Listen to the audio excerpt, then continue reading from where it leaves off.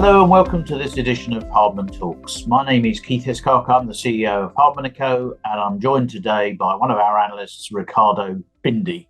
Riccardo and I recently published a jointly authored note entitled Equity Income, UK or Global, Should Investors Widen Their Horizons? Now, Riccardo, let's start first with the UK equity income sector. It's the fourth largest investment company sector in the Association of Investment Companies universe, with just about 12.5 billion of assets as at August this year, and 20 funds. And it's been a traditional home for investors looking for income in the equity market. What are its main characteristics?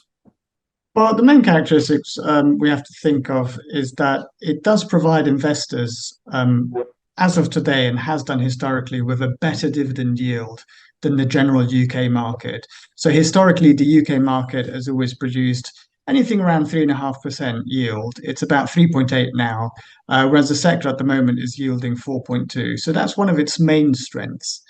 The second thing is that it's also got an incredible strong track record of dividend growth. Indeed, if you look at the AIC website, you'll see that many of these UK equity income funds feature on the Dividend Heroes listing, which means these are companies which have produced increasing dividends in a lot of cases over 20, 30 years consecutively. The other positive is that most of the UK sector, equity income sector, is marked by the longevity in the role of many of the fund managers, which you don't get in a lot of other sectors. And to finish off, a lot of these funds have been going for many, many decades. Yeah, so you can see why equity income investors have looked at it. But this note asks whether there's justification for investors seeking income to look at three other sectors, which are global equity income and Asia Pacific equity income. Now, some investors may want to consider investing part of their portfolios in non-UK funds to diversify their risk. Others may think of them as just simply replacements for the UK. So what are their characteristics? Well, I think the first thing we need to clarify is that there's one sector of the three global ones. There's global equity income, and Asia Pacific equity income. Now, strictly speaking, the global sector is not classified as an equity income sector, but we thought it'd be wise to include it because a lot of those funds come under the Dividend Heroes classification because they've got fantastic dividends and dividend growth and great track records. So that's the first thing, because a lot of people might look at it and think, well, why have you included global? Because it's not strictly speaking an equity income. But I think generally all three of those sectors benefit from the ability to fish in a wider pool of possible holdings in the UK. If you look at the holdings in your average UK index compared to some global indices, I mean, we're talking of thousands of opportunities as opposed to hundreds. On top of that, you also get much wider currency exposure. And as we know, over the last 20 years, sterling has generally been quite weak, particularly vis-a-vis the dollar. So if you've been a sterling investor investing in dollar or even euro assets in some cases, you will have benefited from that currency disparity. That's great, but how have these other funds performed over time? Well, that's the other thing. If you look over 10 years, let's be honest, if you're investing in equities, you should be taking a 10-year view at least. A lot of these global funds have done better. Now, a lot of people will say a lot of that is to do with their exposure to the US and in particular to that handful of tech stocks which have done very well. Which is very true, but there's more to it than that.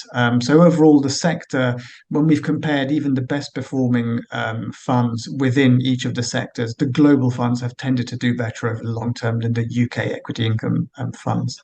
And what about their dividend growth? You talked about Dividend Heroes already, but talk about their dividend growth.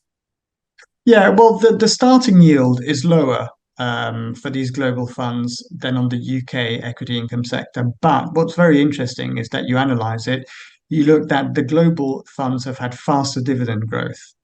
Okay, so we tried to answer the question in the note as to whether you'd still want to invest in an income fund in the current environment. And if you did want to invest in one, should you also consider some kind of global fund as well as UK one? So what were the main conclusions?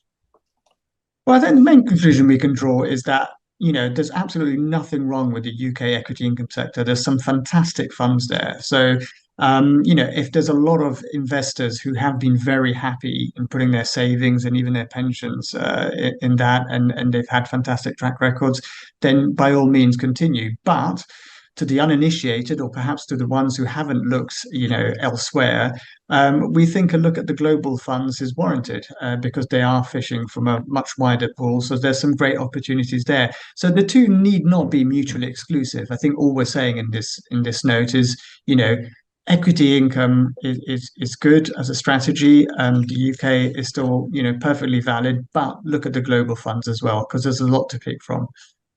Okay, thank you, Riccardo. So that was just a very brief summary of the note. There's obviously lots of detail and further information in it, which runs to 31 pages. And you can access it for free on our website. Thank you for watching. Please don't forget to like this video and join in the conversation wherever you're watching it. And we'll see you next time. Thank you very much.